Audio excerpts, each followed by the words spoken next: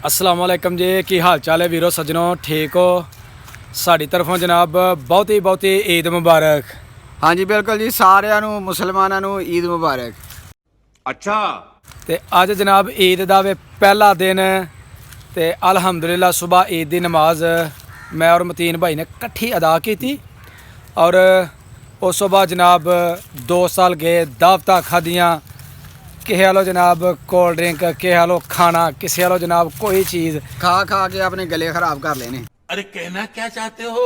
ते ओ जनाब हुण सूरत हाल है वे कि शाम का वक्त होया थोड़ा सारा ते सोचा कि चलो जनाब अज यारा दोस्तां नूं लैके ते चलने बाहर, लेकिन यार दोस्त जेहड़े ना सारे अपने घरां दे विच बिजी ने ते मैं और मतीन भाई जेहड़े ना वो होए सा फ्री।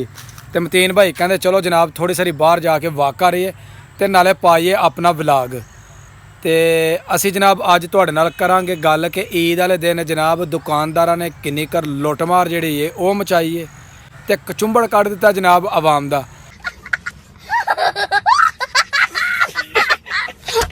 ते चलने किते बैठने ते करने जनाब डिस्कस।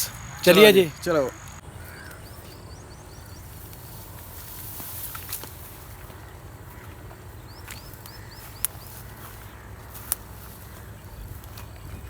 अल्लाह माफ़ी अल्लाह माफ़ी। अच्छा अज है तो ईद का दिन है पर यकीन करो कि मत मारी है जनाब दुकानदारां ने लोगों की। जेह्ड़ी चीज़ 5 रुपए की है ना वो जनाब देंदे ने 8 रुपए दे विच, 10 रुपए दे विच। ते जेह्ड़ी चीज़ जनाब 100 रुपए की ओहदा रेट है 150, 170, 80। ते दसो ए आवाम दे नाल जुल्म नहीं?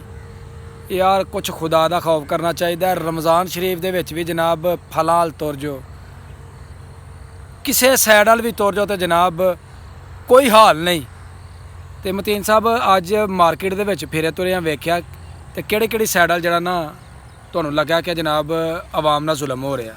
डॉक्टर साहब, जुल्म तो हर पासे ही हो रहा है जी जी। कोई ऐसा डिपार्टमेंट, ऐसी चीज़ नहीं है जिहड़ी आवाम की पहुँच तो दूर है।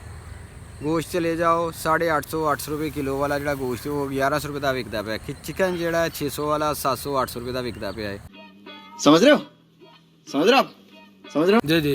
गरीब बंदा जो ईद के दिनों के उत्ते खुशियां अपनियां दुबाला करने वास्ते इस दिन वास्ते वो बड़ी मेहनत करते हैं, मजदूरी करते हैं, ओवर टाइम लाते हैं ताकि अपने बच्चों की इस दिन वास्ते खुशियां खरीद सकन।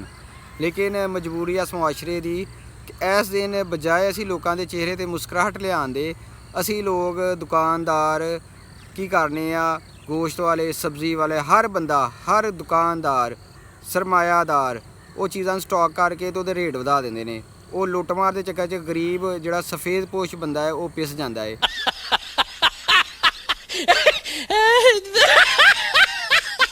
तकरीबन अज तो 4 साल पिछे तुर जाइए ना तो इन्नी लुੱਟਮਾਰ नहीं सी। माड़ा बंदा भी जड़ा ही ना वो जनाब मुर्गे खा लैंदा सी, माड़ा बंदा भी वड्डा गोश्त जड़ा ने खा लैंदा सी, छोटे दी ते गल ही बड़ी दूर दी है ना। लेकिन हुण सूरत हाल है वे कि सफ़ेद पोश ते माड़े लोग जड़े ना बेचारे अज भी उन्होंने घर सब्जी ते दाल ही पकदी वेखी है।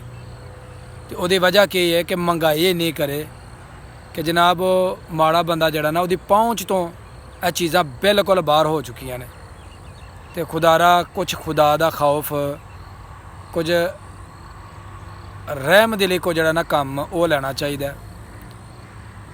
नजायज़ मुनाफाखोरी जिहड़ी है ना रब ने उन्होंने भी जनाब बड़ी सख्त वईद जिहड़ी ना वो सुनाई है।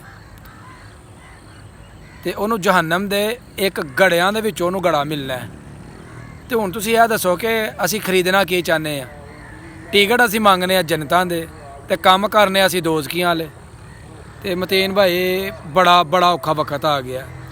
जाहिर सा डॉक्टर साहब, सफ़ेद पोश बंदा जिन्हें ईद उत्ते आस लाई होंदी जिहदे बच्चियां ने कि असीं इस दिन अच्छे अच्छे पकवान पकावांगे। जाहिर है हर घर दे विच कोई आ रहा कोई जा रहा है तो हर एक की कोशिश होंदी कि असीं वध तो वध जिहड़ा ना घर दे विच पकाइए खाइए ताकि बच्चियां नूं पता लगे कि वाकई अज खुशी है।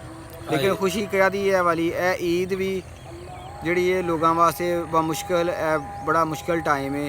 लोग अपनी सफ़ेद पोशी छुपाने वास्ते उधार मंग रहे हैं या वो इत्थों तक ਕਿ ਗੋਸ਼ਤ ਵਿਚਾਰੇ ਨਹੀਂ ਪਕਾ ਸਕਦੇ, ਗੋਸ਼ਤ ਉਹਨਾਂ ਦੀ ਪਹੁੰਚ ਤੋਂ ਦੂਰ ਹੈ, ਫਲ ਉਹਨਾਂ ਦੀ ਪਹੁੰਚ ਤੋਂ ਦੂਰ ਨੇ, ਉਹ ਦਾਲ ਸਬਜ਼ੀ ਪਕਾ ਕੇ ਵਿਚਾਰੇ ਗੁਜ਼ਾਰਾ ਕਰ ਰਹੇ ਨੇ। ਇਹਦਾ ਮਤਲਬ ਹੈ ਈਦ ਘੱਟ ਇਮਤਿਹਾਨ ਜ਼ਿਆਦਾ ਵੇ ਹੈ। ਬਿਲਕੁਲ ਜੀ, ਇਹ ਇਮਤਿਹਾਨ ਦਾ ਗਰੀਬ- ਦਿਨ ਹੈ, ਈਦ ਦਾ ਦਿਨ ਨਹੀਂ ਜੀ ਹੈ। ਜੀ, ਇਹ ਮਾੜੇ ਬੰਦੇ ਸਿਹਤ ਪੋਸ਼ ਵਾਸਤੇ ਤੇ ਡਾਕਟਰ ਸਾਹਿਬ ਇਹ ਹੈ ਹੀ ਇਮਤਿਹਾਨ ਦਾ ਦਿਨ ਨੇ।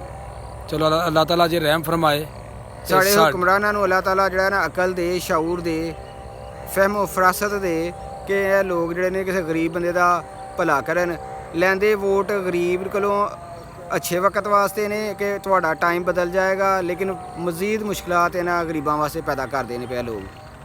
ਅਸੀਂ ਜਿੰਨਾ ਮਰਜ਼ੀ ਮਤੀਨ ਸਾਹਿਬ ਕਰਲਾਉਂਦੇ ਰਹੀਏ, ਜਿੰਨਾ ਮਰਜ਼ੀ ਵਵੇਲਾ ਕਰਦੇ ਰਹੀਏ, ਸਾਡੀ ਆਵਾਜ਼ ਤੇ ਨਾ ਹੁਕਾਮੇ ਬਾਲਾ ਤੱਕ ਪਹੁੰਚਣੀ ਹੈ ਤੇ ਨਾ ਜਨਾਬ ਸਾਡੀ ਆਵਾਜ਼ ਜਿਹੜੀ ਹੈ ਨਾ ਇਹਨਾਂ ਦੁਕਾਨਦਾਰਾਂ ਤੱਕ ਪਹੁੰਚਣੀ ਕਿ ਯਾਰ ਮੁੰਡੇ ਗੱਲ ਚੰਗੀ ਕਰਦੇ ਨੇ, ਇਹ 'ਚ ਸ਼ੱਕ ਕੋਈ ਨਹੀਂ।